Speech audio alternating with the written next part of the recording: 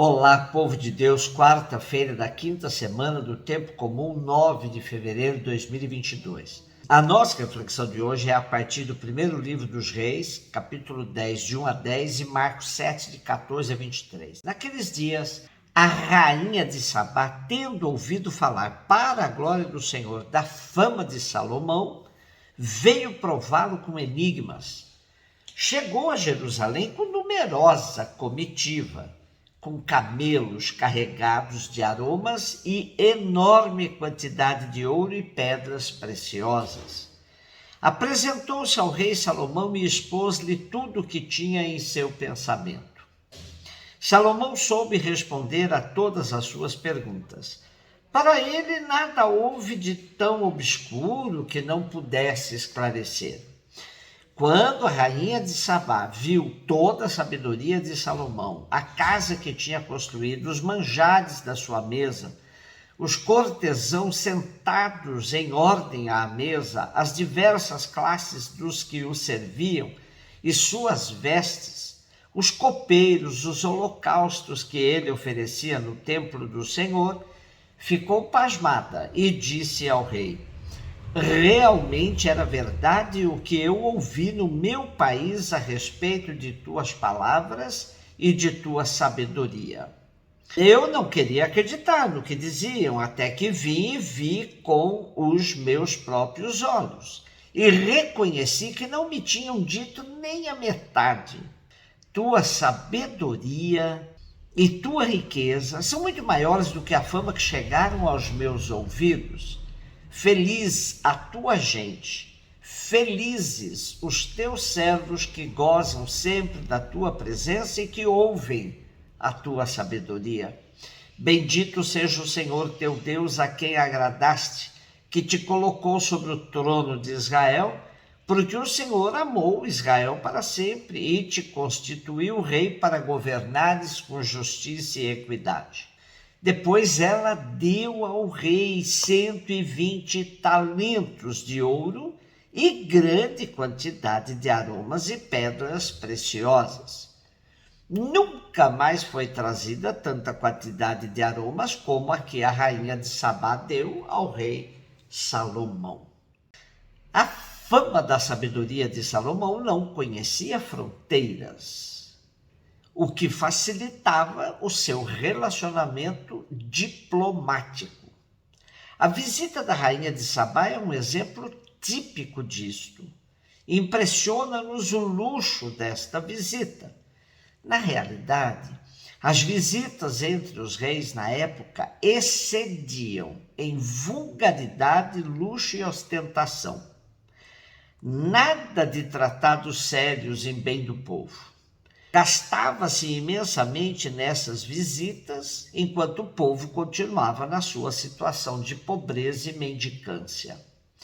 O autor do livro dos Reis coloca na boca da rainha palavras de espanto pela sabedoria de Salomão. Sobre tal sabedoria ser aplicada em favor dos súditos do rei, sobre a justiça com que Salomão governa seu país, como dom que Deus concede por seu amor ao povo. É sempre bom repartir e refletir que os israelitas costumavam cultivar uma visão idealizada sobre os reis que eles gostam.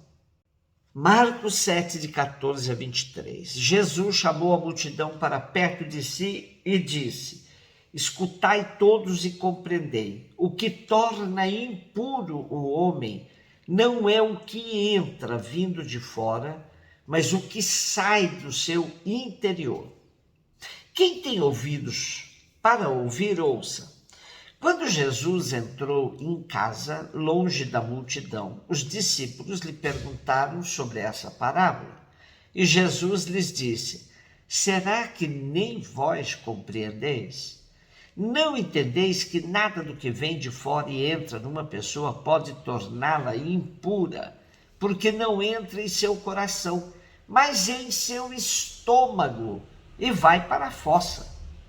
Assim, Jesus declara que todos os alimentos eram puros E ele disse: o que sai do homem, isso é o que torna impuro, pois é de dentro do coração humano que sai más intenções, imoralidades, roubos, assassínios, adultérios, ambições desmedidas, maldades, fraudes, devassidão, inveja, calúnia, orgulho, falta de juízo.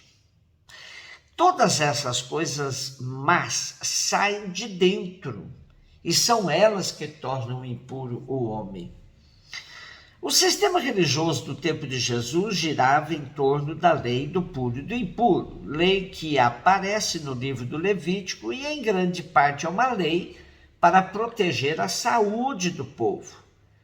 Proibir de comer certos alimentos visava resguardar o povo de muitos males de contaminação. Por exemplo, proibir de comer carne de porco era fruto de uma experiência muito concreta. Devido à falta de higiene, essa carne era suscetível de ser hospedeira de vermes muito prejudiciais ao ser humano. Vendo isso, se entende bem o porquê desse resultado nocivo. Era mais fácil dizer que Deus não queria que se consumisse tal carne. Passava a ser classificada como carne impura e proibida de ser consumida. Porém, frente à cobrança dos fariseus e mestres da lei, Jesus esclarece que o que torna a pessoa impura não é o que vem de fora dela, mas sim o que sai de dentro dela. Então Jesus torna puro os alimentos e enumera 12 transgressões que saem de dentro do ser humano. Imoralidades, roubos, assassinos, adultérios, ambições desmedidas, maldades, fraudes, devassidão, inveja, calúnia, orgulho e falta de juízo.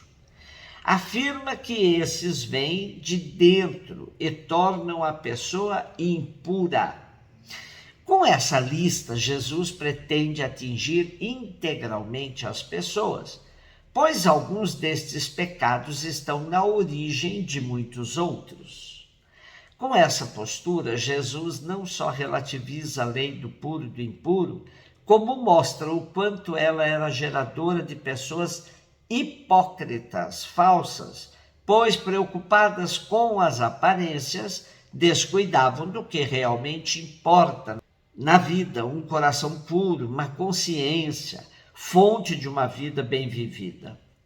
Jesus desmascara as falsas tradições e anuncia uma nova moralidade. Estamos no capítulo 7 e esse capítulo funciona como uma dobradiça no Evangelho segundo Marcos. Doravante, os conflitos entre os judeus e os primeiros seguidores de Jesus tornar-se-ão cada vez mais acirrados.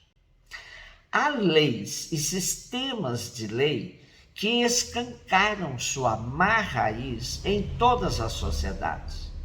Nós nem conseguimos mais acompanhar os projetos de lei que transitam nas duas casas do Congresso. E quando sabemos de algumas delas, ficamos estarrecidos com a capacidade de certos parlamentares engendrarem o mal, medidas que somente pioram a vida da população. Como Jesus, estejamos atentos e denunciemos a natureza má de certas leis, defendidas por partidos que perderam a consciência de sua função. Gerir bem o patrimônio nacional, e o maior patrimônio que temos é o povo, é essa a função.